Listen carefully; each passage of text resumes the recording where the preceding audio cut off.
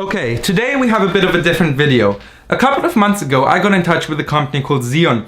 I sent them a video of London that I did using one of their handheld gimbals, the Crane 2. They really liked it, and they said, "Hey Brendan, we've got this new smartphone gimbal coming out. Do you want to test it?" And I was like, of course, please, content, send me views. Anyway, that's why today I'm bringing you a first look of the still unreleased and pre-production Zhiyun Smooth 4. Zhiyun's newest smartphone gimbal that has a lot of potential. Now this is going to be super quick, and I just want to give you a brief overview of what the gimbal is, what it does, and what you can expect and who's it for.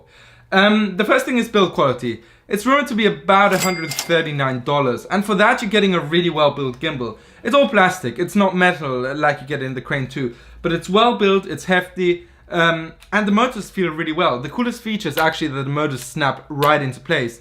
My big gimbal, it just sort of flops around, which you really don't want to do when you're spending a lot of money on it and relying on it for work. So this is a really cool implementation, and I really wish Zhiyun, my voice, I really wish Zhiyun would put that into the bigger gimbals. But Zhiyun, please, listen to me. Why did you not put a joystick so I can control the way the gimbal moves up, down and sideways? You have that in all other gimbals, but you don't have it in this. It's really not that great. I think that you should program the software so that I can use this little wheel, this dial, to control the movement, or I can use this wheel here. You have a lot of buttons.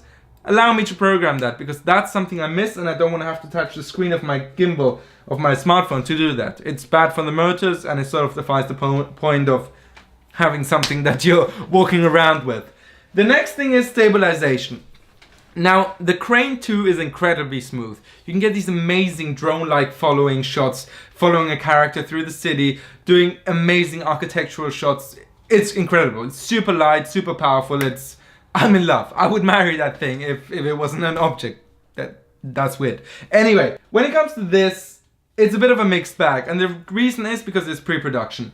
I could not get the rear camera of my phone to stabilize. As you can see from these shots, it's very wobbly, it's not stable, it's not drone-like like you get in the Crane 2 or other smartphone gimbals from Zhiyun previously.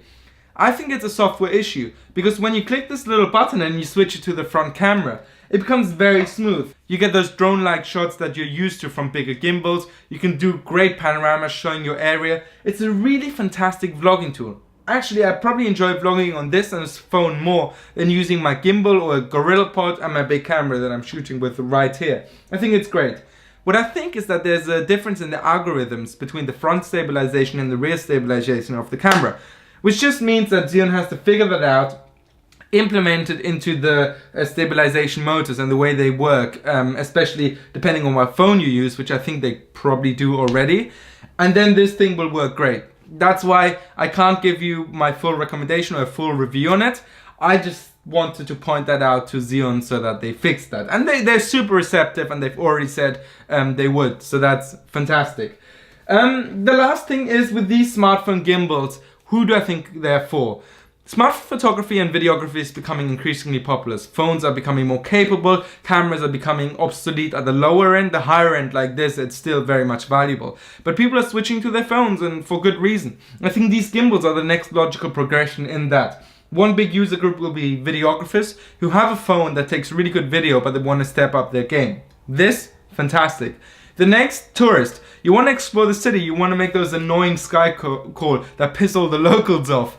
You can do them now in smooth 4K on your gimbal. And lastly, a user group that's very underrated are vloggers and streamers. With Twitch becoming increasingly popular since the whole Fortnite thing, and Twitch in real life streaming with Ice Poseidon and those kind of people becoming very, very popular, this could be a fantastic tool. You can stream from your phone right to Twitch in a smooth cinematic way that your competition can't do.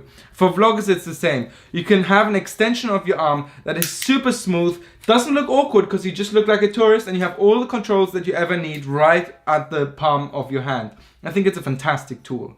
If I would actually say, apart from that, apart from vlogging, my favorite feature is doing hyperlapses on this thing. It's sort of a discovery. My friend mentioned, hey, want to do a hyperlapse? And we didn't have anything, so we threw my phone onto here, put it in the Apple time-lapse mode, and just walked around. The results are really cool. Hyperlapses are very difficult to do normally. You need to do a lot of post-processing, or it takes a lot of time. With this, it's a breeze, and with your phone's inbuilt time-lapse mode being really good, you know, it's a fantastic way to create some really cool video. But that's about it. What do I think? It's a pre-production unit. I think for the price of about $140, it's a fantastic tool. It's really cool. As a vlogging tool, this is fantastic. Once they figure out the stabilization for the rear, amazing. I think it's just a software issue.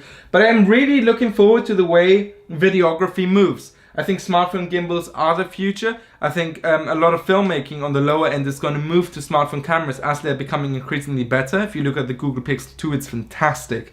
And I think these are the next big move. And I think at a very accessible price like this, yeah, I think there might be a winner once they get the stabilization going. But that's my first review that I did on this channel. Crazy, I know, right? I'm upgrading my gear soon, so a lot more of that is coming. In the meantime, please subscribe at Brendan Spown, right here, always plugging in the laptop. Like this video if you liked it. If you don't, I don't care. I'm not getting paid for this anymore with YouTube's demonetization. Follow my Instagram to see some behind the scenes and my photography. It's alright. And I'll catch you guys in the next one.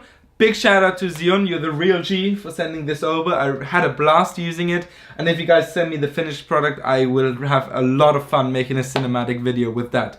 Thank you for watching, guys. My name is Brendan. You guys are awesome, and I'll catch you later. Stay cool. Bye.